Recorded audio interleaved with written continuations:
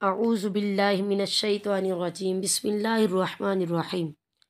الصلاۃ والسلام علیک یا رسول اللہ وعلی آلک و اصحابک یا حبیب اللہ۔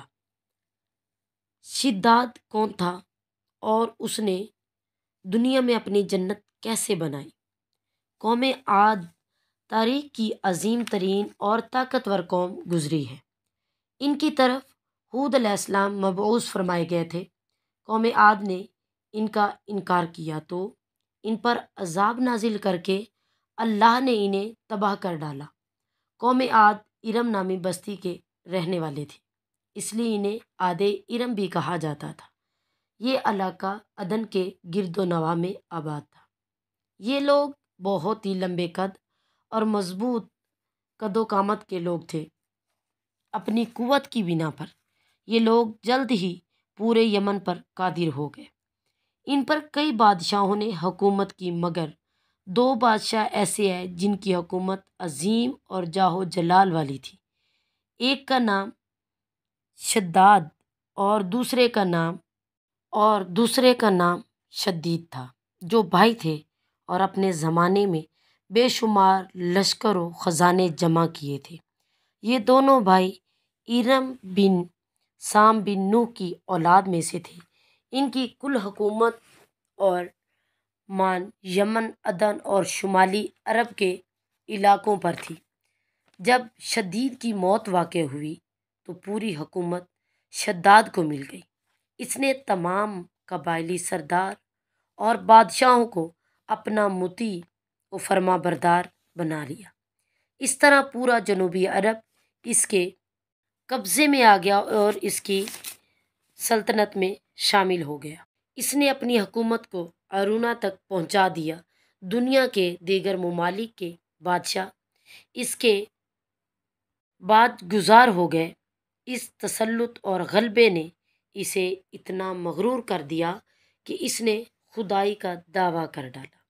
اس وقت کے علماء اور پیغمبروں نے اسے اتنا منع کیا، سمجھایا اور عذاب الہی سے ڈرایا، مگر وہ کہنے لگا کہ میرے پاس اب دولت و حکومت سب کچھ ہے، اب خدا کی عبادت کی ضرورت نہیں ہے اور میں اب کسی کی اطاعت نہیں کروں گا۔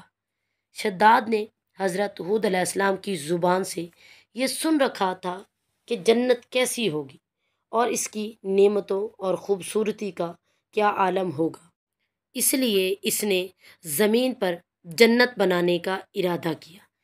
وہ کہتا تھا کہ مجھے اس جنت کی ضرورت نہیں ہے جو خدا نے بنائی ہے، ایسی جنت تو میں خود دنیا میں بنا لوں گا۔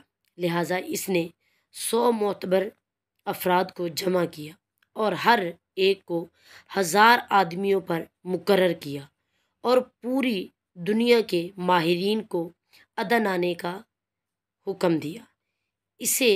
اس نے اپنے بھانجے کو، کا نام ضحاک تھا، جو ایران کا بادشاہ تھا، اس کو کہلا بھیجا کہ جتنا سونا چاندی تمہارے پاس جمع ہے وہ فوراً میرے پاس بھیج دو۔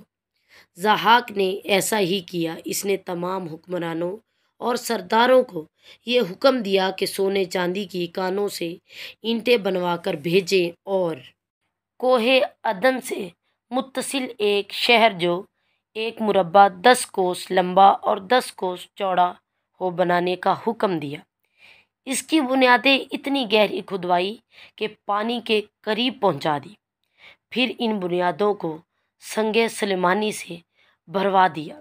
جب بنیادیں بھر کر زمین کے برابر ہو گئی تو اس پر سونے چاندی کی اینٹوں کی دیواریں چنی گئی۔ ان دیواروں کی بلندی اس زمانے کے گز کے حساب سے 100 گز مقرر کی گئی۔ جب سورج نکلتا تو اس کی چمک سے دیواروں پر نگاہیں نہیں ٹھہرتی تھیں۔ یوں شہر کی 4 دیواری بنائی گئی۔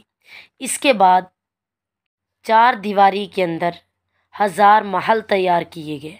ہر محل 1000 ستونوں والا تھا اور ہر ستون جوہرات سے جڑاؤ کیا ہوا تھا۔ پھر شہر کے درمیان میں ایک نہر بنوائی گئی اور ہر محل میں اس نہر سے ایک چھوٹی چھوٹی نہر جو ہے وہ محل تک پہنچائی گئی۔ ہر محل میں حوض اور فوارے بنائے گئے۔ ان نہروں کی دیواریں فرش یاقوت اور زمرد اور مرجان اور نیلم سے سجا دی گئی۔ نہروں کے کناروں پر ایسی مصنوعی ایسے مصنوعی درخت بنائے گئے کہ جڑیں سونے کی، شاخیں اور پتے زمرد کے تھے۔ ان کے پھل موتی، یاقوت اور دوسرے جواہرات کے بنوا کر ان پر ٹانک دیے گئے تھے۔ شہر کی دکانوں اور دیواروں کو مشک، زعفران اور عنبر و گلاب سے سیکل کیا گیا۔ یاقوت جواہرات کے خوبصورت پرندے چاندی کی اینٹوں پر بنوائے گئے، جن پر پہرے دار اپنی اپنی باری پر آ کر بیٹھتے تھے۔ جب تعمیر مکمل ہو گئی تو حکم دیا کہ سارے شہر میں ریشم کے قالین بچھا دیے جائیں۔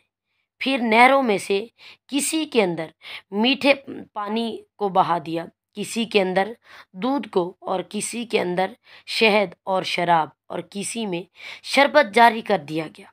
روایتوں میں آتا ہے اس جنت کو بنانے میں 300 سال لگے اور شداد کی عمر 900 سال کے قریب تھی۔ باغ ارم کے مکمل ہونے کے بعد وہ اپنے لاؤ لشکر کے ساتھ متکبرانہ انداز میں جب شہر ارم کی طرف بڑھا تو شہر والوں نے شہر سے باہر آ کر اس کا بڑے اعلیٰ انداز سے استقبال کیا، اور جیسے ہی وہ شہر کے دروازے میں پہنچا، ابھی تک کہا جاتا ہے کہ اس نے گھوڑے سے پاؤں نیچے اتارا ہی تھا کہ ایک انجان شخص اس کے سامنے آ کر کھڑا ہو گیا، اور اس نے کہا کہ کون ہو؟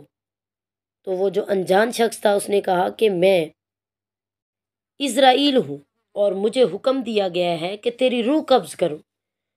تو شداد نے کہا کہ مجھے اتنی مہلت دی جائے کہ میں اپنی اس جنت کو ایک بار دیکھ لوں، میں اس شہر کے اندر ایک بار گھوم لوں، اس کے بعد میری روح قبض کر لی جائے۔ تو اس نے کہا کہ یہ اجازت نہیں ہے، مجھے یہ حکم ہے کہ فوراً اس کی جان قبض کر لی جائے۔ اس نے کہا کہ چلو مجھے اتنی مہلت دے دی جائے کہ میں اتر کر اس شہر کے اندر داخل ہو جاؤں، اس جنت کے دروازے پہ سے داخل ہو جاؤں۔ تو کہا کہ مجھے اس کی بھی اجازت نہیں۔ تو ابھی جو ہے اس نے گھوڑے سے ایک پاؤں اتارا تھا اور دوسرا نہیں اتارا تھا کہ اس کی روح قبض کر لی گئی۔